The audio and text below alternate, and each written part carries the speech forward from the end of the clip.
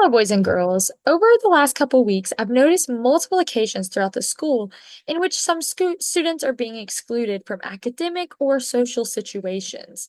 So, in an effort to lead as role models within our school setting, I want us to engage in a lesson about our individual differences and our similarities that we have. So, today I want to share with you a book that's called Different, A Great Thing to Be. This book is written by Heather Avis, and it's about the ways in which we can be similar, but how being different is also important, and all of the ways that we might be different, and why it's important that we're different because we don't all want to be the same person. So I wanted to share this book with you and just kind of lead a discussion about what it means to be different, what it means to be the same, and why it's important that we aren't all just alike. So if you'll listen along while I read to you, and then we'll stop here and there to discuss a few points, and then we'll do an activity afterwards, okay?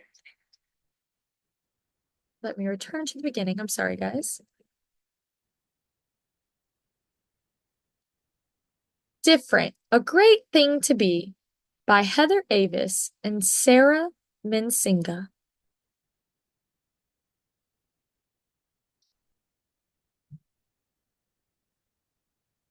Scoot closer in and sit next to me while I tell you the story of my friend Macy. She can swim underwater, balance on logs. She can whistle, almost. She has a pet dog. She reads books and jumps high like kangaroos do. She takes hip hop class and prefers to wear blue. She's a fun loving kid, much like you and me, but she's also quite different, a great thing to be. So, in this book so far, we've learned about some of the things that Macy's good at, like swimming underwater, balancing on logs, almost being able to whistle, reading books, and many other things. Most of which aren't too out of the ordinary. A lot of those things are things that we also know how to do. However, I want you to keep listening as I read and pay attention to what the author's telling you. We know there's all these things that she does that many of us can do, but listen up for what she does that maybe we can't do. She's a fun-loving kid, much like you and me, but she's also quite different, a great thing to be. A bit small for her age, Macy doesn't talk much. She takes her time while others rush, rush, rush. She says hi, what's your name, to both strangers and friends, and sometimes sings on after her favorite song ends. While Macy believes that different is grand, others at times just don't understand. Some people stare rudely, and Macy's been told, you don't belong here. You don't fit the mold. So we learn all these ways that she's similar that we discussed earlier. However, we soon learn that even though she has many similarities, she's quite different. What are some of the ways that she's different? Well, we learn that she's small. We learn that sometimes she continues singing after her favorite song ends. We learned that sometimes she says hey to strangers and friends, people she doesn't even know. And some of her classmates or some of her peers told her what? That she didn't belong here, right? And that she didn't fit the mold. I want you to think of a way in which you're unique. What is something about you that might not be exactly the same as the person sitting beside you? I'm going to give you about a minute to think about this, and then we're going to turn and tell our elbow partner.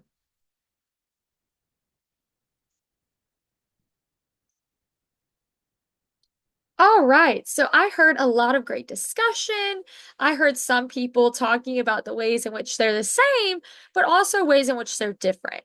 So one thing that I really, really liked that I heard was one friend said they really like to work independently. And that's kind of different because most of our friends in here really love to work collaboratively.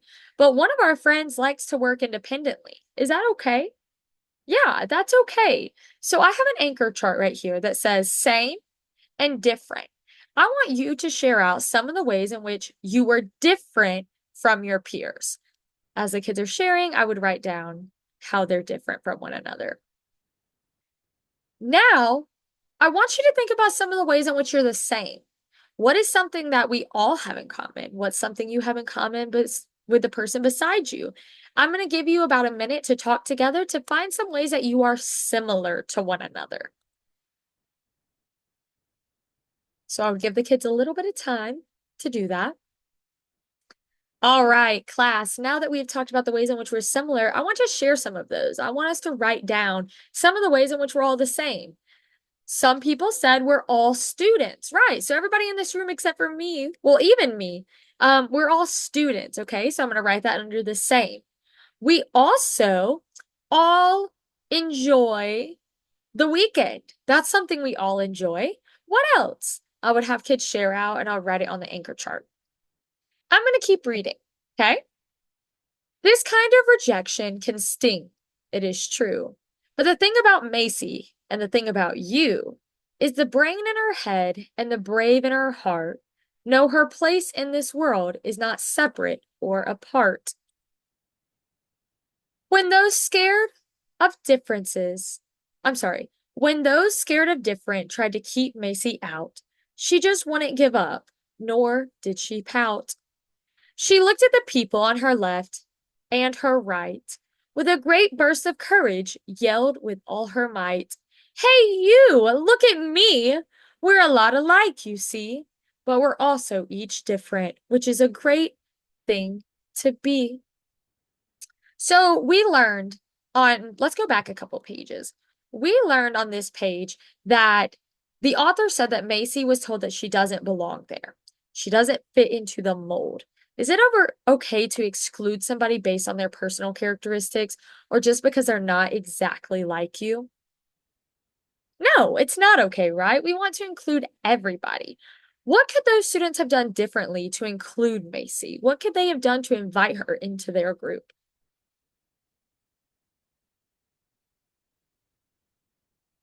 Great. So there's a lot of things they could have done. They could have tried to connect with her. They could have tried to talk to strangers with her, or maybe they invite her into their group at recess so she doesn't feel the need to talk to strangers. There's a lot of things that people could do to include everybody into their group or into the classroom. We should never exclude anybody based on their characteristics. Even if they do things a little different than us, that's okay. They don't have to be exactly the same. So we read that Macy felt this rejection, right? Well, what did she do? She continued on, right? She yelled with all of her might that they're a lot alike, but they're also different. And that's a great thing, right?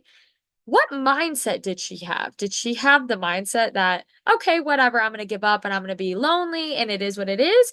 Or did she decide to persevere and continue to be who she was going to be? Did she feel the need to change? No, right? She didn't feel the need to change. She kept saying, yeah, there's a lot of things that are similar to us, but guess what? There's a lot of things that are also different, and it's okay to be different. It's a great thing to be different. Why would it be a good thing to be different? What do you think? Turn and tell your elbow partner why you think it's good to be different.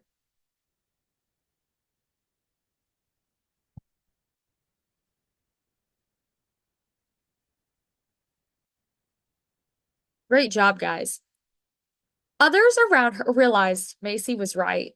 They all watched in wonder as her spirit shone bright. At her school, at the park, at the dance studio, she brought the beauty of different to each place she would go. People learned to admire Macy's outlook on life. Sameness is fine, but different brings light. With brave in their hearts and with Macy to guide, the different in each one glowed from inside. Now it's your turn, dear one, to create a safe space. Be fearless like Macy and choose to embrace all that you are so others will see that different is truly a great thing to be. I want us to look at this page. What are some of the things we notice that might be different about them? What are some things we notice that might be different about them? We see one friend in a wheelchair. We see some that are girls, some that are boys. Oh, we see some that like drawing and they have pencils. We see some who are wearing dresses, some who are wearing shorts and pants. There are many things that are different about these people, but what's something that's all the same? What do we think? They're all students? Okay, what else? They all enjoy something, right? They don't hate everything in life, so they all enjoy doing something. What else? Okay. Great job, boys and girls. So, after reading this book, I just want you to think of some of the ways that you would describe yourself. What are some things that you like doing? How are you similar to people around you? How are you different? What's special? What's unique about you? I'm going to give you about a minute to think through this. Then we're going to walk around the room and I want you to find a person and come up with three ways that you are similar and two ways that you are different. Okay?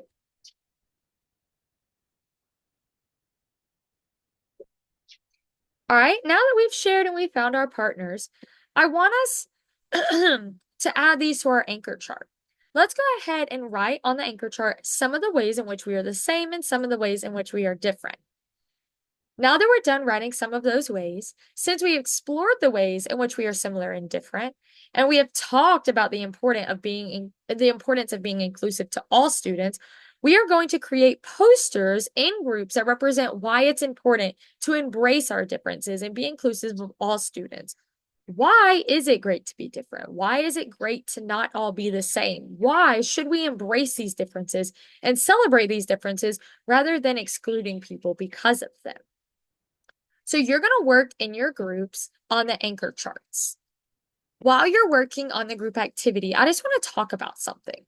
As I walk around, I see so many students who are making sure that all students are included in the discussion and taking a role in their small group. Before we move on with our day, I need your help with something. As a teacher in this school, it is my responsibility to ensure that our classroom, boys and girls, is inclusive of all students, every student, and that we welcome students from varying backgrounds, experiences, characteristics, and beliefs. This means that it is my responsibility to make sure that all students are represented and included in the standards and the lessons, and to create an environment in which all students are encouraged to and provided with the opportunity to learn and grow. Now, as the teacher, I must create an environment that is responsive to all students. Okay. It has to be responsive to all students, all of their needs, and ways that will allow them, which is all of you, to participate in your learning and social environment. Okay. So this means I will not tolerate the exclusion of any students academically within the classroom or socially on the playground. I require that all students will take an active role and participate in their own learning. With this said, I believe that learning should be a collaborative and social process, and this is not impossible without the inclusion and or participation of all students, okay? So I believe that all experiences, background knowledge, perspectives, and beliefs play a key role in our learning, and these should be thoughtfully considered despite your own personal beliefs. However, to guarantee that all students are included and feel welcomed and safe to share, I need your help to accomplish these goals. You hold as significant a role and as much responsibility in the classroom environment as I do as the teacher. You hold this responsibility during instruction and social times to be inclusive of all students. Can you pledge that you will always do your best to include everyone in the classroom and outside the classroom, such as at recess and lunch and specials, to ensure that all students feel safe and welcomed into our classroom environment? This is something that I cannot do on my own. I cannot make everyone be nice to one another and make everyone be inclusive of one another. But what I can do is I can try my hardest to create this kind of environment where everyone feels supported, everyone feels heard and valued, and their culture is important, and their background doesn't matter, and their differences doesn't matter. I want our classroom to have the environment where we embrace our differences. Let's make a pledge now. I want you to raise your hand and I want you to repeat after me. I, say your name, pledge that I will always include all students and support all students' backgrounds and be understanding of our differences and be respectful of our differences even if I do not agree or understand. Great job. Thank you guys. I really cannot do this without you. I need your help with it all. I can't do it by myself. So I need you to help me as a family to make sure that everybody is included. And if you see that somebody isn't, why don't you reach out to them? Why don't you try to pull them into your group or pull them towards you so that you can make sure that they are included in everything? I look forward to seeing how we lead as role models on this topic, and I really hope that we get to show the Cub way of including everybody and making sure that everybody feels valued and supported and cared for. Thank you so much for all of your help with this, boys and girls. Alrighty, that is our lesson for today. So let's go ahead and pack up and we will move on with the rest of our day. Great job, boys and girls.